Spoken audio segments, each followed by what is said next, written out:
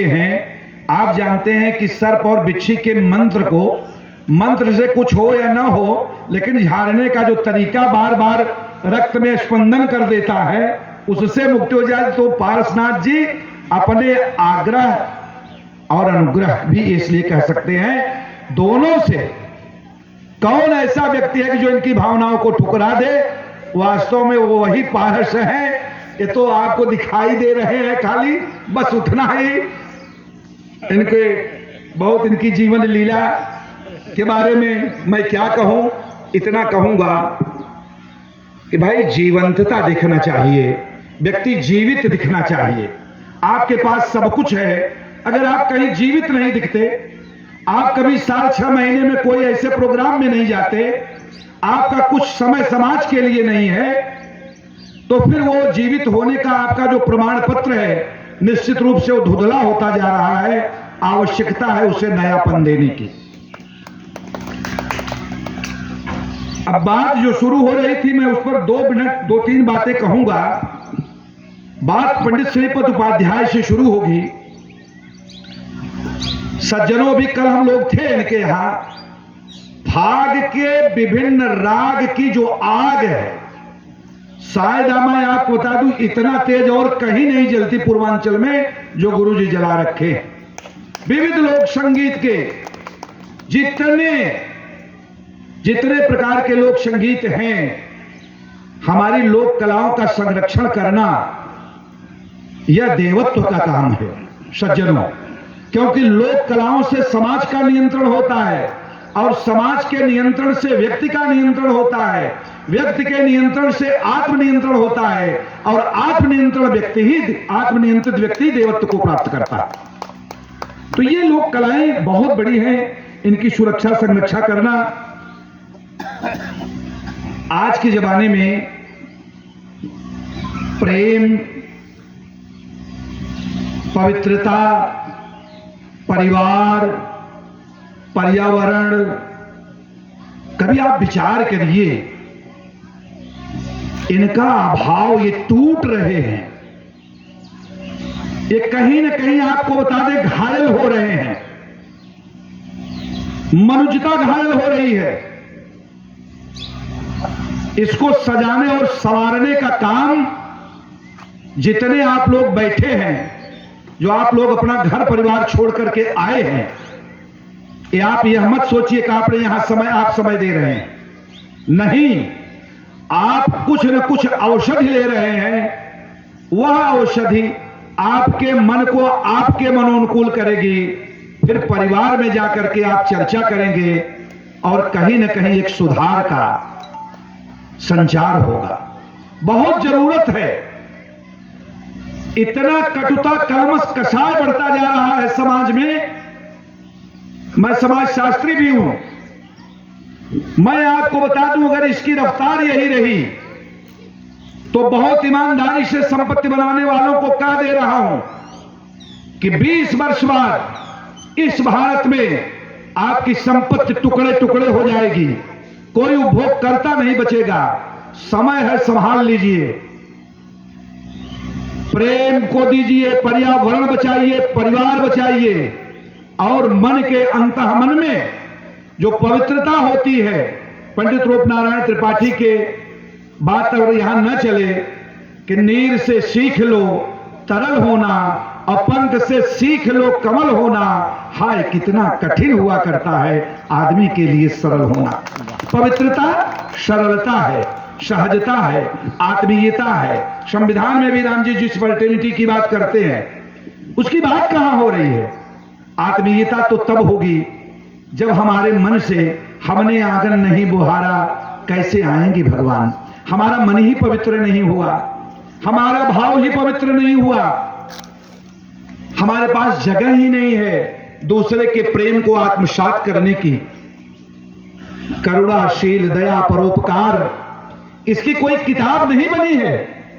यह अनुकरणीय पद्धति है और संसार की वंदनीय है। यह हम पीढ़ी दर पीढ़ी हमारी संस्कृतियों का ट्रांसफर होता है। हमारी भाषा, हमारी संस्कृति, हम एक दूसरे को देकर के अपनी पीढ़ी को जाते हैं। आने वाली पीढ़ी को हम क्या दे रहे हैं, इस पर भी हमें विचार करना होगा। यह बहुत महत्वपूर्ण बात होली की हो रही थी। होली मूलतः अभी गुरुजी ने भागवत के उस प्रसंग को सुनाया, लेकिन मैं आपको बता दूं, हमारी जो ऋषि और कृषि संस्कृति है भारत की, हमारे जितने त्योहार हैं, ये सारे त्योहार हमारे ऋषि और कृषि संस्कृति से हैं। गुरुजी आप देखिए, होलाष्टक लग जाता है, 8 दिन पूर्व से ही त्याज्य हो जाता है। त्याज्य इसलिए हो जाता है कि फसलें तैयार हैं। हम लोग चने को जलाते हैं, होराहा कहते हैं। ध्यान दीजिए, हर जगह भूनने की प्रक्रिया है। भूनने की प्रक्रिया का मतलब यह है कि केवल चने को भूनकर सुंदर स्वाद नहीं, वह प्रतीक मात्र है। आपके अंदर अवस्थित बुराइयां, आपके अंदर जो कच्चापन है, जैसे चने में कच्चापन होता है, कच्चापन आपके अंदर अकारण झूठ बोल देना, अकारण किसी को परेशान करना, किसी भी व्यक्ति को असहज कर देना, आत्मीयता भरा भाव न देना, किसी का दुत्कार कर देना, तिरस्कार कर देना, ये जो कच्चापन है इस मानव शरीर की, हमारी आपकी आत्मा का, इस कच्चेपन को एक बार पूरे उबाल के साथ, ओशो भी यही कहता है कि गाली देना हो तो दे लो। हमारे यहां होली में ये छूट दी गई, ये हमारे सामाजिक नियंत्रण की व्यवस्था थी कि छूट दे गई, भाई मजाक कर लो, और तुम्हारे अंतर मन में जो कुछ भी भावनाएं किसी के प्रति हो, उसको बहाने के साथ, गीत के साथ, गाली के साथ निकाल दो, लेकिन उसके बाद उस पवित्रता का समावेश करो। इसलिए ये त्योहार मनाए जाते हैं। आप सोचिए, एक तरफ फसल पक रही है, एक तरफ सुगंध आ रही है, एक तरफ व्यक्ति जब जब वैभव की तरफ चलता है, ध्यान दीजिए, वैभव की तरफ जब जब व्यक्ति चलता है, वैभव का मतलब केवल समृद्धि और धन के वैभव से नहीं, व्यक्ति जब संस्कार के वैभव से, सद्विचार के वैभव से, सत्संग के वैभव से, तमाम प्रकार सद्वृत्ति के वैभव से जब आगे बढ़ता है, तभी जान लीजिए ये सुगंध उसके लिए तभी सुगंध है, ये सुंदर हवाएं उसके लिए तभी हैं जब आप प्रकृति के सात्मीकरण के साथ अपने मन को भी सुगंधित करिए, आपके मन के भाव भी अच्छे हों। जिसके भाव अच्छे नहीं हैं वो फिर व्यक्ति उन्नति नहीं कर सकता। हो सकता है कि उसके पास समृद्धि और धन आ सकता है, लेकिन यह जाने रहिएगा कि उसकी जो लोकेशना है, 3 प्रकार की षणा है, विद्वान लोग, उस पर मैं नहीं जाऊंगा, उसे वह लोक यश प्राप्त नहीं होगा। लोक यश को स्थिर बनाने के लिए त्याग उसकी बहुत बड़ी आवश्यकता है। आप सभी लोगों ने समय का दिया, पारसनाथ ने इतना सुंदर संयोजन किया, यह बहुत बड़ी बात। एक बात मैं और जरूर यहाँ और कहना चाहता हूं। अभी कल उस बात को गुरुजी जानते हैं, इनके घर भी मैं रात को था, जिलाधिकारी के 4 ही 5 अतिथि थे भोजन पर, रात में 10 बजे हम लोग वहीं से, बल्कि उसमें लोकेश त्रिपाठी जी भी थे, इनके पुत्र, डीएम साहब के घर पर, और वहीं से मैं इनके पास वापस आया। हमारी भी इनकी चर्चा चल रही थी। मैं इस बात को इसलिए कह रहा हूं, उसका विषय यहां केवल इसलिए जोड़ रहा हूं कि देखिए, हमारा आपका दायित्व बनता क्या है। खुशी के रंग व्यक्ति भीग जाए, गुरुजी ने कहा कि दीपावली में घर भीगता है, आपका इंफ्रास्ट्रक्चर भीगता है, और होली में आप भीगते हैं। आप भीग तो गए, लेकिन क्या आपका वास्तव में मन भीग गया? क्या वो करुणा का जो मुरझा रही थी आपके अंदर आई? क्या वो परोपकार की भावना का वो बीज फिर से अंकुरित होने लगा? इस पर भी ध्यान देना होगा। गुरुजी की किताब से ही है कि पराई पीर का प्याला जिन्हें पीना नहीं आया, पराई पीर का प्याला जिन्हें पीना नहीं आया, और मनुजता का फटा दामन जिन्हें सीना नहीं आया, भले ही वो फरिश्तों की तरह बातें करें, अरे आदमी बनकर के उन्हें जीना नहीं आया, आदमी बनकर के उन्हें जीना नहीं आया। आदमी बनकर के जीने की शुरुआत कीजिए। बद्रीनारायण शास्त्री, ओंकार नाथ मिश्र, ज्ञान प्रकाश जी, पंडित श्रीपद उपाध्याय, रामकृष्ण त्रिपाठी, राम जी ईश्वरी जो बैठे हुए इनसे सीखिए, सीखने का समय है। There is no pure like knowledge, दुनिया में नहीं ज्ञानेन सदृश पवित्र में विद्यते, दुनिया में सबसे पवित्र वस्तु ज्ञान है, और ज्ञान सबसे ज्यादा आप यह समझिए कमाई का भी साधन है। पैसा टेक्नोलॉजी में है सज्जनों। एलन मस्क केवल लिथियम की टेक्नोलॉजी लेकर के आया है, कहां गायब हो गए बिल गेट्स पता नहीं चल रहा है, 5वें स्थान पर चले गए।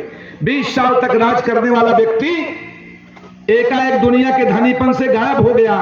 एक लिथियम की बैटरी की टेक्नोलॉजी लाकर एलन मस्क दुनिया का सबसे बड़ा आदमी हो गया।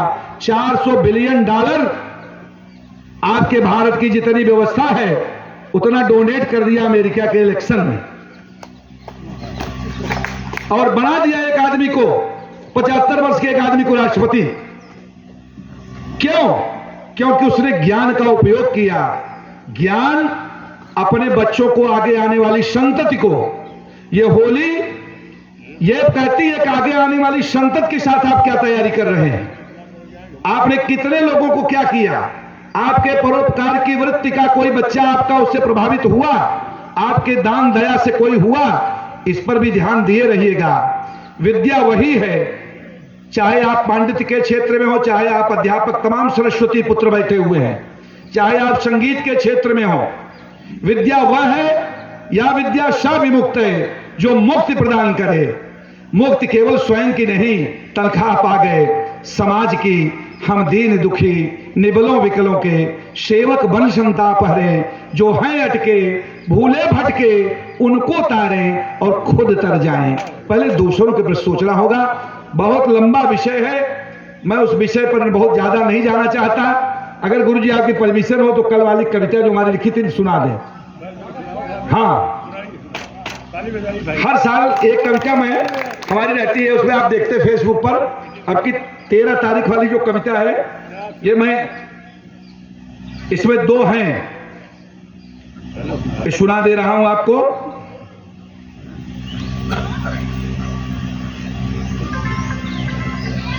अरुणाभा से कलुष निकंदन हो। देखिए ये 2 प्रकार की, एक पहली कविता कुछ लोगों के लिए, दूसरी कविता सब लोगों के लिए। अब इसलिए विचार कर लीजिए कि मैं बांटूंगा नहीं। कि अरुणाभा से कलुष निकंदन हो, कलमश और विषमता का नित प्रति जीवन में भंजन हो, अरुणाभा से कलुष निकंदन हो। अब बाद में होगी बात इस पर। व्यष्टि में समिष्टि का भरा भाव बोध हो, अकेला नहीं समूह की तरफ बढ़ो, वयम अहम नहीं। व्यष्टि में समिष्टि का भरा भाव बोध हो, और एकाकी से समूह बने कैसे, अब इसी पर शोध हो, अब इसी पर शोध हो। दृष्टा जो बाह्य जगत में है, जैसा आप दिखते हैं वैसा अंतर्मन भी होना चाहिए। देह का आचरण भी, रूप भी सुंदर हो, चलन भी सुंदर हो, तथा देह का आचरण भी सुंदर हो। अरे धन्य है सुंदरता उसी की जिसका अंतःकरण सुंदर हो। उसी रूपनाथ त्रिपाठी के गीत का भाव है कि एकाकी से समूह बने कैसे, सर्वत्र इसी पर शोध हो।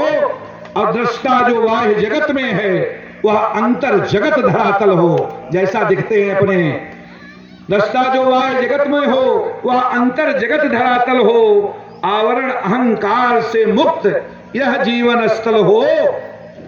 इसलिए नीरसता का जो पारसनाथ जी कर रहे हैं, सबको बुला दिए, सारी नीरसता समाप्त हो गई, सबने अपना काम छोड़ दिया है कि नीरसता का प्रतिकार होना चाहिए, नीरसता का प्रतिकार होना चाहिए। अरे त्याज बंधन उम्र का, ये जीवन धारदार होना चाहिए, ये जीवन धारदार होना चाहिए। उल्लास और उमंग से भरा घर बार होना चाहिए। अगर किसी से जलन है, कलमश कसाय है कुछ, तो आगे भी है गुरुजी कि वैचारिकी के अंतर द्वंद्व पर भी वार होना चाहिए। अरे खुशियों की सौगात का यह पल बार बार होना चाहिए, खुशियों की सौगात का यह पल बार बार होना चाहिए। ये मेरी कविता रही। दूसरी कविता फिर किसी दिन। समय बहुत ज्यादा हो चुका है। बहुत बहुत आप सभी को जितना सम्मान दिया उतना कहीं से भी मैं पात्र नहीं हूं, बिल्कुल नहीं हूं। बस अपने चरणों में ऐसे प्रेम हमारे ऊपर, आपके चरणों की कृपा बनी रहे। आप सभी सम्माननीय हैं, वंदनीय हैं, अभिनंदनीय हैं गुरुजी। बस बालक जान करके अवगुण मेरे कहा गया है ना, हाँ, अवगुण मेरे चित्त न धरो। जो भजन है मेरे अवगुणों को चित्त में न रखिए। बस बहुत बहुत धन्यवाद, सबको प्रणाम।